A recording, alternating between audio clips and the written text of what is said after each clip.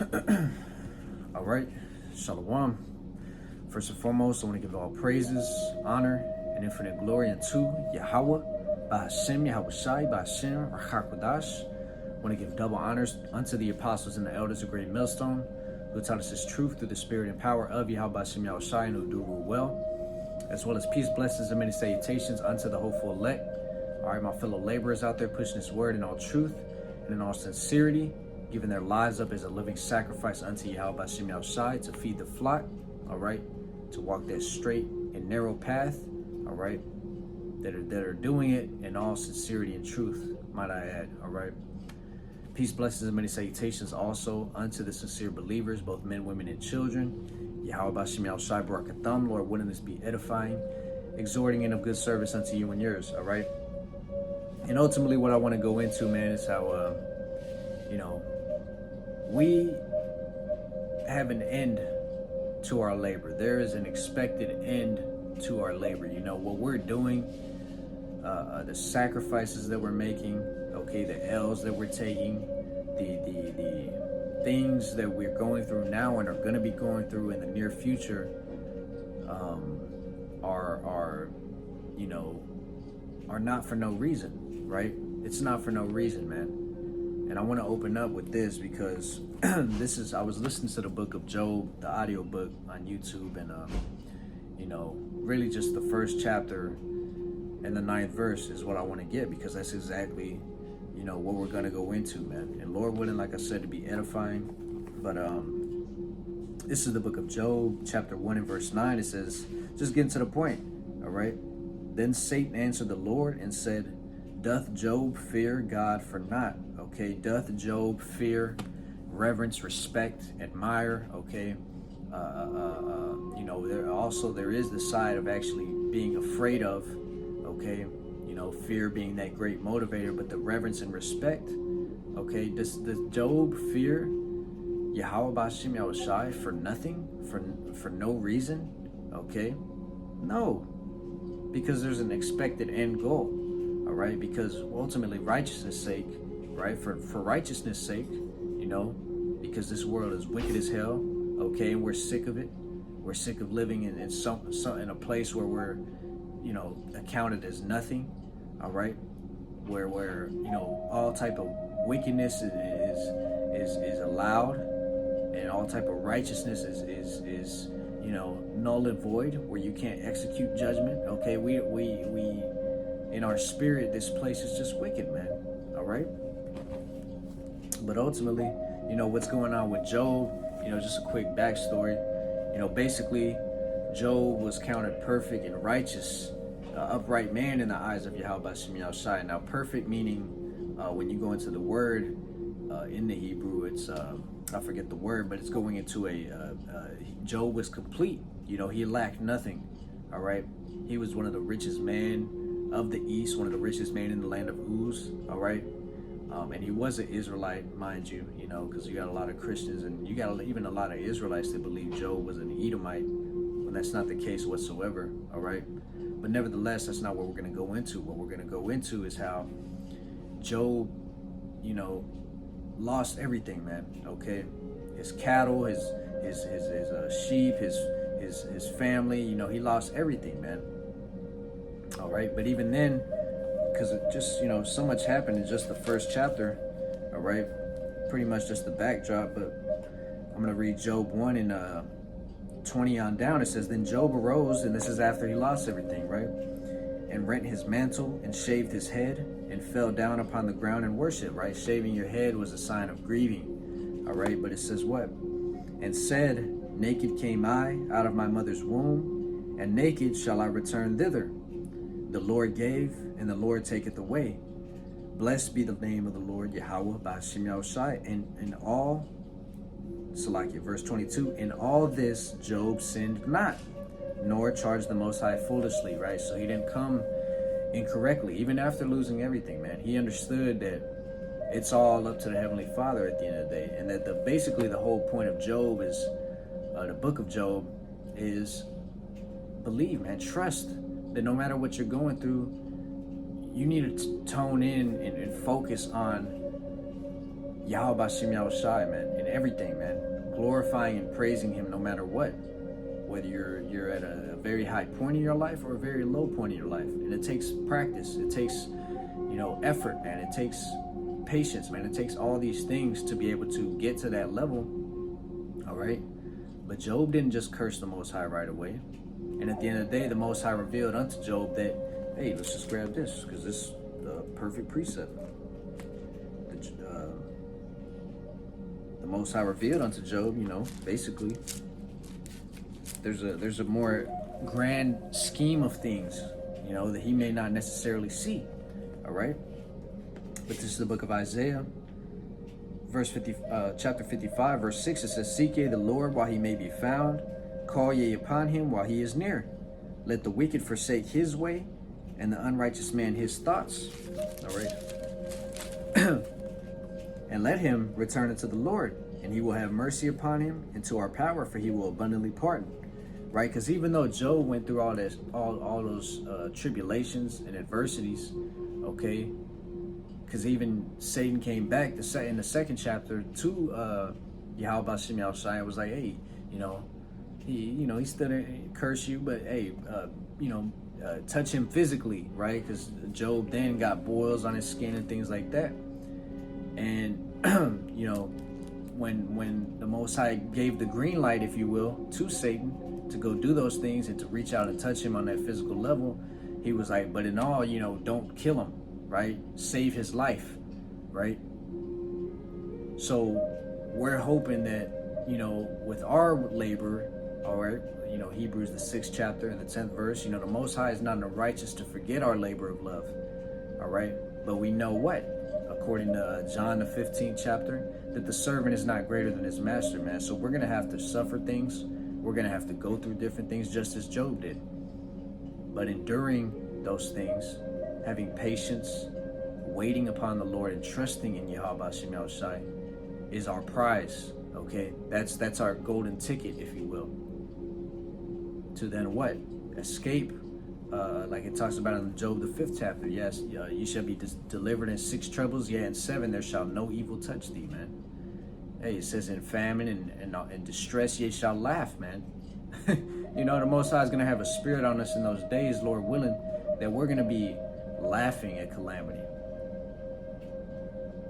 We're going to be so occupied with being honed in on Yahweh Bashem Yahushai, knowing that he's not going to forget our labor of love, knowing that he is going to bring certain things our way, certain obstacles and things and tests that we'll have to pass, okay? Just as Job had that test, man. Job had to pass that test, man. But I'm kind of rambling on. Nevertheless, back in Isaiah 55 and verse 8, and this was the point, man, okay? The whole point of this was, Job was basically this, man. "For my thoughts are not your thoughts, neither are your ways my ways, saith the Lord. For as the heavens are higher than the earth, so are my ways higher than your ways, and my thoughts than your thoughts," right? So you thinking in your mind that the Most High is, let's say for instance, it's a small situation, okay, a small example. Your car breaks down on the way to work, and now you got to pay out $400 to get it fixed, right? And you so focused on that and what you can physically see, that you may not even get the bigger picture that, hey, the Most High may have saved you from a fatal crash. See, that's the thing, man. We see the physical, right? And people see the physical, but that's everybody. They see the physical, but they don't think, okay, what did this prevent from happening? Okay, and that's how you got to think, man. That's how you got to try to. And it makes it easier for your walk as well, man. Giving that reverence and respect unto Yahweh Bashem Yahushai, knowing that, hey, he possibly just saved your life from being in a fatal car accident. But that's just a small example, But nevertheless, prophecy is going to stand the test of time at the end of the day, man. And yeah, it is written that some of us will have to be martyrs. Okay, we will have to die for Yahweh Bashem Yahushai's name. We will have to stand firmly unto death and receive that, the beheading, as it is written in the book of Revelation. Okay, so on and so forth.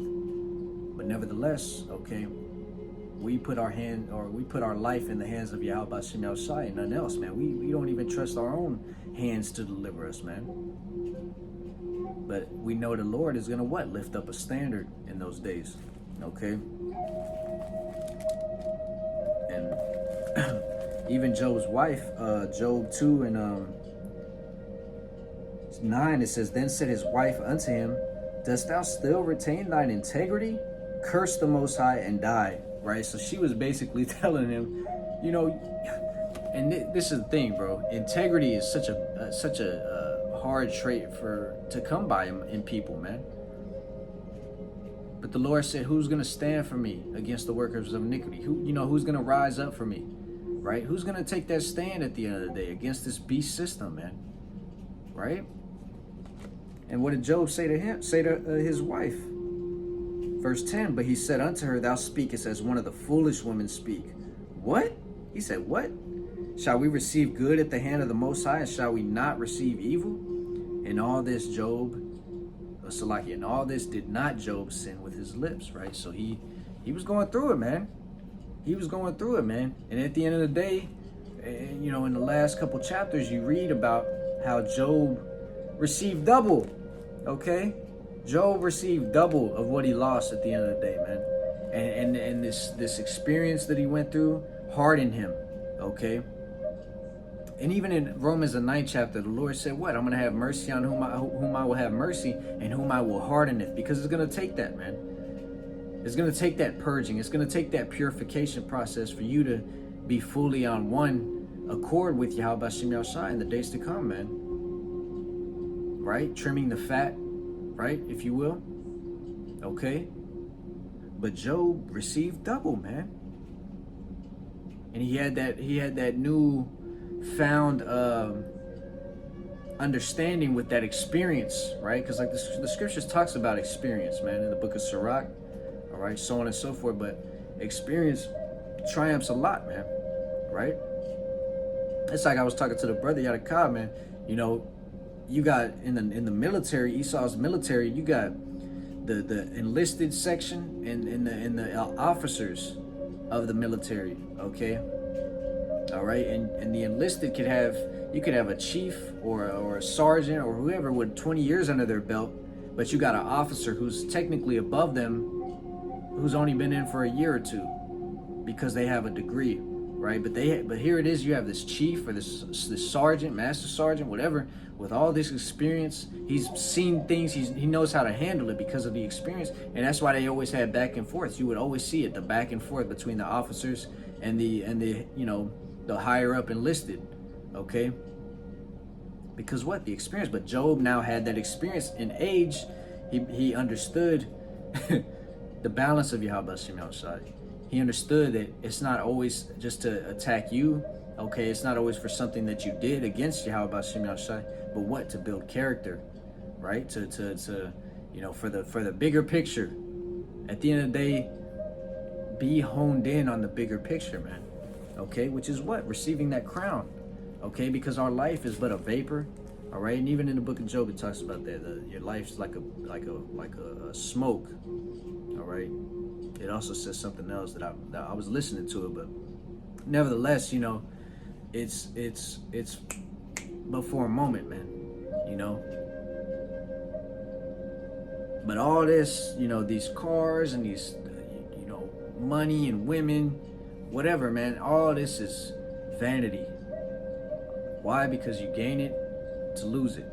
All right, like Job said, Job 1 and 23 or 21, since I'm right here. I'll start at 20 again. Then Job arose and rent his mantle and shaved his head because he was grieving, and fell down upon the ground and worshipped, and said, Naked came I out of my mother's womb, and naked shall I return thither. Right? You can't take none of this with you at the end of the day, man. That's why Job wasn't stressing that too much, because he understood that. All right. But let's jump to this, because everything outside of this truth is vanity, man. But we have a sure hope, man. All right, we have a real opportunity, man. This is the book of 1 Corinthians chapter 15, verse 58. It reads, Therefore, my beloved brethren, be ye steadfast, unmovable, always abounding in the work of the Lord, For as much as ye know that your labor is not in vain in the Lord, right? It's not in vain. It's not for no reason. Doth Job fear God for naught? No. He respects and reverences the Most High for a reason. Just as we are doing what we're doing for a reason, man. Because what? We have an end goal in mind. Right? Let's jump to this.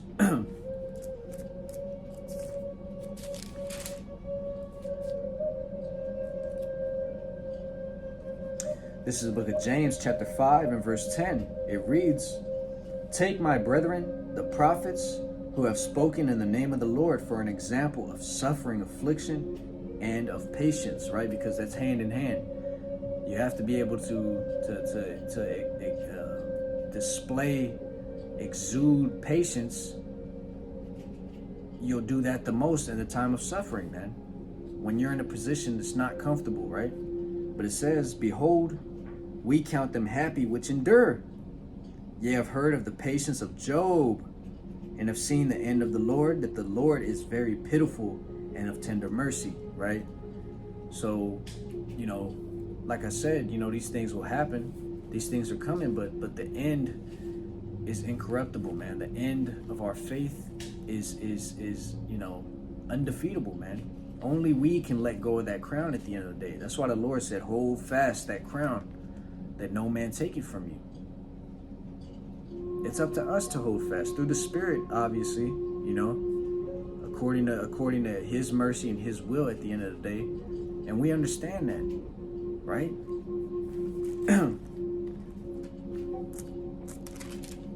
Jump to this.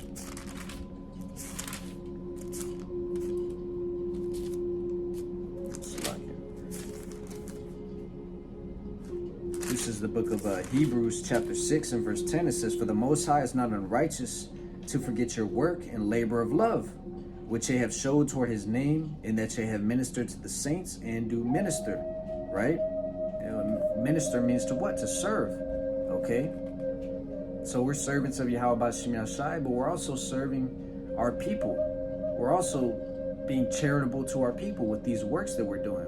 They don't want to hear it, your video might get 2 views. Your video might, it might reach the same people over and over again, but at the end of the day, it doesn't matter, man. Because in due time, the Most High, not that it's even about that, but in due time, the Most High might have it to where, shit starts popping off. And we know that's coming, but He might have it to where, hey, people start tuning in. People that didn't listen at one point in time, they're like, oh, shit. They might stumble across it randomly. Man, the Most High is going to work His works, man. We just have to trust and wait and be patient, man. All right? But Hebrews 6 and 11, it says, "And we desire that every one of you do show the same diligence to the full assurance of hope unto the end, that ye be not slothful, but followers of them who through faith and patience inherit the promise," right?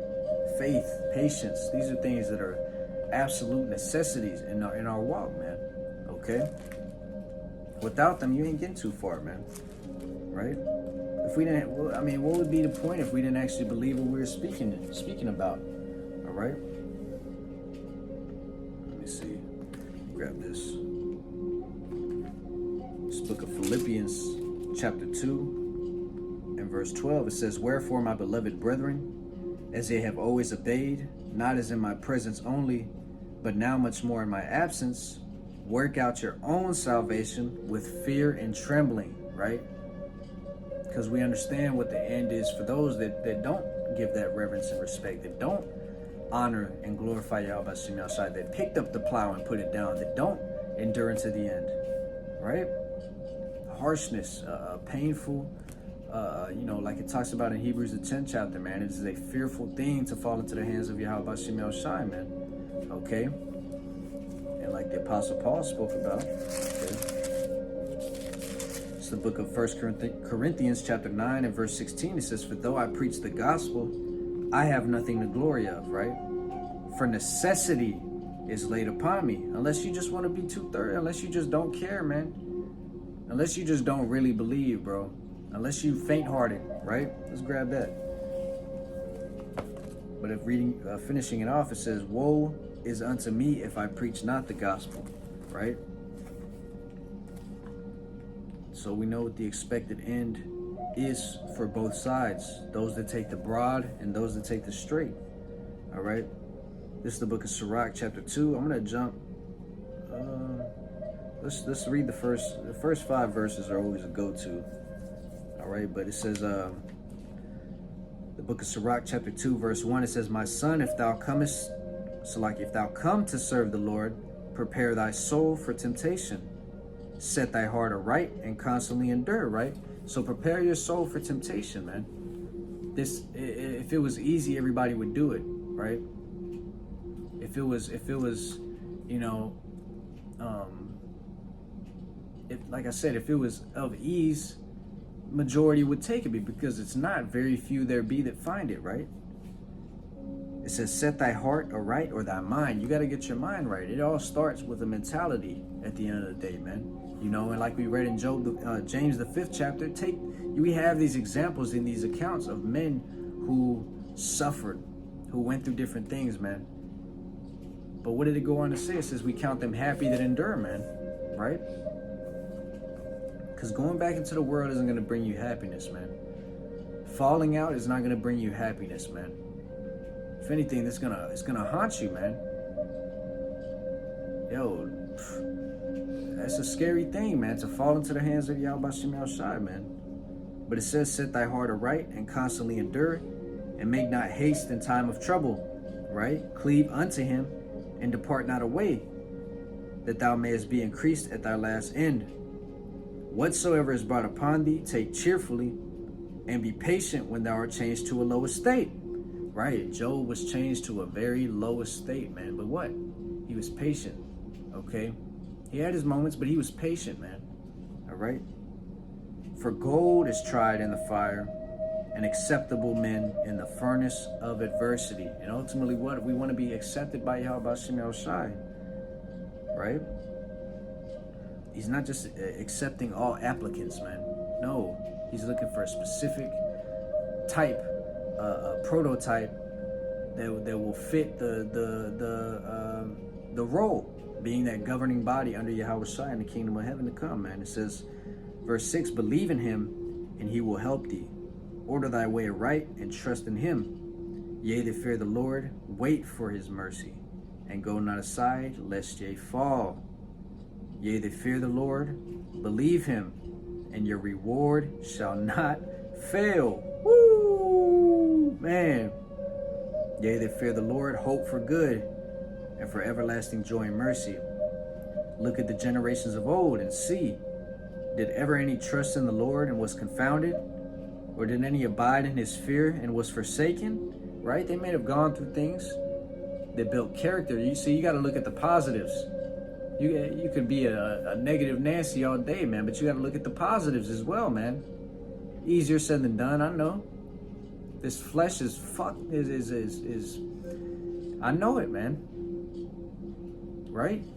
But you got to look at the positives, man. You gotta find a way to see the light in those dark times. But it says, or did any abide in his fear and was forsaken? Or whom did he ever despise that called upon him? For the Lord is full of compassion and mercy, long-suffering as we should be too, and very pitiful, and forgiveth sins and saveth in time of affliction. But it says what? Woe be to the fearful hearts and faint hands, right? You put your hand to the plow and looking back, you're not fit for the kingdom of heaven, man. So you put your hand to the plow, you better keep working, man. Right?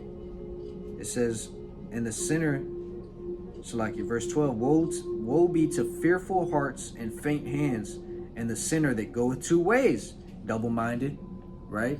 Can't make up his mind whether you want to be in the world or in the truth. You know, just unsure, man. Double-minded, right? Or you know, verse 13, it says, woe unto him that is faint-hearted, for he believeth not. Therefore shall he not be defended. Woe unto you that have lost patience, and what will ye do when the Lord shall visit you? They that fear the Lord will not disobey his word, and they that love him will keep his ways. All right. So Job was an excellent example, man, because a lot of people, they don't understand the bigger picture, man. You know, it wasn't because Job sinned. It was because there was a bigger thing ahead, man. Okay, there was a grander scheme of things by the ultimate architect, man, the creator of this movie, man, the director of this movie, the author of this book. Okay, Yahweh B'Hashem Yahushai has it all written out, man. We have to trust, obey, fear, and move accordingly, man. You know, so I just wanted to bring that out, man. You know, Lord willing, as always, that was edifying. I want to give it all. I want to end it off by giving all praises unto Yahweh, B'Hashem Yahushai, B'Hashem Rachakwadas. Again, double honors unto the apostles and the elders of Great Millstone, who taught us His truth and to do it well, as well as peace, blessings, and many salutations unto the hopeful elect, while the sincere believers in general, both men, women, and children. Shalom.